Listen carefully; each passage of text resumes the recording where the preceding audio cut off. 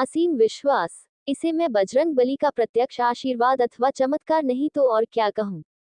सन 1988-89 की बात है। मेरी अवस्था कोई 7-8 वर्ष की रही होगी। मेरे एक दांत में कुछ समय से दर्द था, जिसका इलाज हमारे घर से कोई 2 किलोमीटर दूर एक dental surgeon doctor BD. Ahuja के पास चल रहा था। एक दिन डॉक्टर ने मेरे दांत का एक्सरे किया व निष्कर्ष निकाला कि उस दांत को निकालने के अतिरिक्त कोई उपाय नहीं है, कि वो दांत इस हद तक खराब हो चुका था। एक्सरे में देखने से ही दांत की अवस्था बहुत खराब दिखाई पड़ती थी। उसी रात कोई 11 बजे के आसपास का समय रहा होगा।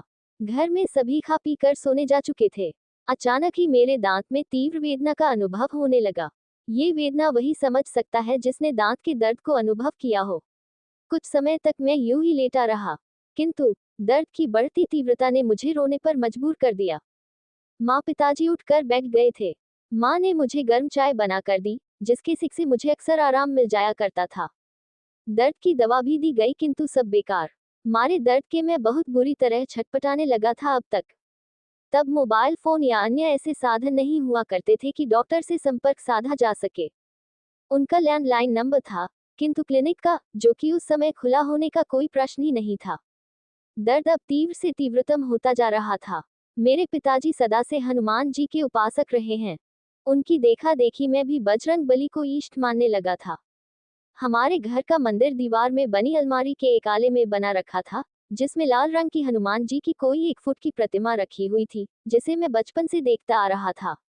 वह मूर्ति ही मेरे लिए हनुमान जी का स्वरूप थी। दर्द जब सहन शक्ति की सीमा से पार हो गया तो मैं बिस्तर पर बुरी तरह छटपटा रहा था। कोई अन्य उपाय न देख पिताजी ने मुझे गोद में उठाया और जाने किस प्रेरणा के वशीभूत मुझे मंदिर के नीचे लेटाकर हनुमान जी का ध्यान करने को कहा।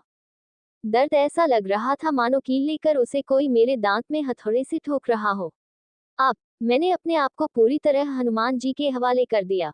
किंचित क्रोध में मैंने उनसे कहा भी कि हे बजरंग बली, मैंने आपका क्या बिगाड़ा है जो मुझे इतना कष्ट दे रहे हो।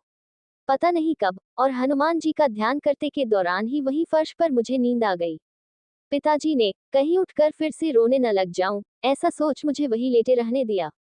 खैर, सबकी होती है तो उस रात की भी सुबह हुई। दर्द से मुझे आराम था। पिताजी पहली फुर्सत में ही मुझे लेकर डॉक्टर बी.डी. आहूजा के पास पहुंचे और रात की सारी बात बताई। डॉक्टर ने दांत को ठोका, बजाया, किंतु मेरी ओर से कोई प्रतिक्रिया न हुई। गाल पर की सूजन भी गायब थी। चेक करने हेतु मेरे दांत का एक और एक्सरे लिया गया। अगले दिन जब हम रिपोर्ट लेने गए तो उसे दिखाते हुए डॉक्टर के चेहरे पर अकथनीय अविश्वास के भाव विराजमान थे। क्योंकि वो पहले से ही मेरा इलाज कर रहे थे, सो मेरे दांतों से वह मुझसे अधिक परिचित थे। पिताजी के पूछने पर उन्होंने कहा, मैं हैरान हूं कि एक्सरे में दांत का खोखलापन बिल्कुल भी नहीं दिख रहा, जबकि 4 दिन पहले उसी दांत के लिए गए एक्सरे में दांत का गड्ढा स्पष्ट दृष्टिगोचर हो रहा था। खैर, जब कोई बीमारी ही नहीं दिख रही थी तो दवा किस चीज की देते और किस चीज का तो इलाज जारी रहता। पिताजी के बहुत कहने पर भी कि रात को इसी दांत में दर्द के कारण ये लड़का पूरी रात तड़पा है। डॉक्टर ने ये कहकर कि जब कोई समस्या दिख ही नहीं रहे तो मैं इलाज किस चीज का करूं, केवल एहतियातन दर्द निवारक देकर हमें वापस भेज दिया।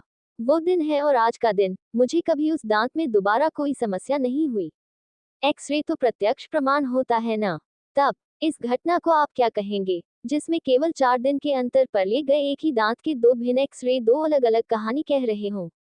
अब इसे मैं बजरंग बली का प्रत्यक्ष आशीर्वाद अथवा चमत्कार नहीं तो और क्या कहूं।